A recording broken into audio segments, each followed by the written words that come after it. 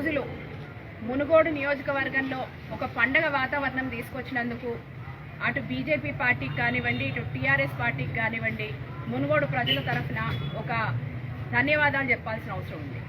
ఎందుకంటే అభివృద్ధి శూన్యం కానీ కనీసం ప్రజలను తరలించి వాళ్ళకు కొంచెమన్నా పడతలు పడ్డట్టు చేసినందుకు ఆ రెండు సభలు జరిగినందుకు వారిని అభినందించాల్సిన అవసరం ఉంది.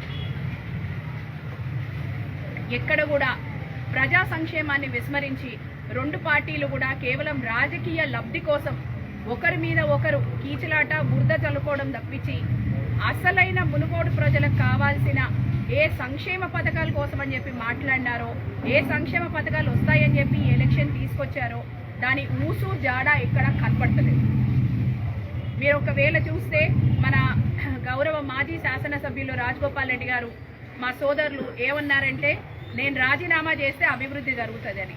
సరే, అదే సోదరుని నేను కూడా అడగదలుచుకున్నాను. మీరు ముందు రోజు సరే టీఆర్ఎస్ సభ జరిగింది, దాంట్లో ఎటువంటి హామీలు ఇవ్వలేదు. కానీ మీరు ఇప్పుడు కేంద్ర ప్రభుత్వం పంచన మీరు చేరినారు. కేంద్ర ప్రభుత్వం పంచన చేరినప్పుడు అదే గౌరవ అమిత్ షా ద్వారా ఓ పెద్ద ప్యాకేజ్, ఒక 5,000 కోట్ల ప్యాకేజ్ మునుగోడు నియోజకవర్గ అభివృద్ధికి తీసుకొచ్చి ఉంటే ఇక్కడ ప్రజలు కూడా మిమ్మల్ని బ్రహ్మరథం బట్టి ఆదరించేవారు. ఈరోజు ఉన్న పరిస్థితుల్లో ఈ పార్టీ ఏ పార్టీ అయినా కానీ కేవలం రాజకీయ లబ్ధి కోసమే ఈ ఎలక్షన్ని తీసుకొచ్చింది తప్పించి వాళ్ళ ఉనికి చాటుకోవడానికి, వాళ్ళ పరిస్థితి ఎట్లా ఉందని థర్మామీటర్ పెట్టి టెంపరేచర్ చెక్ చేసినట్టు చెక్ చేసుకోవడానికి తప్పించి ఈ ఎలక్షన్ ప్రజా సంక్షేమార్థం కానివ్వండి, మునుగోడు నియోజకవర్గ అభివృద్ధి కోసం కానీ తీసుకొచ్చిన దాఖలాలు ఎక్కడా కనపడతలేవు. ప్రజలు అన్నీ గమనిస్తున్నారు.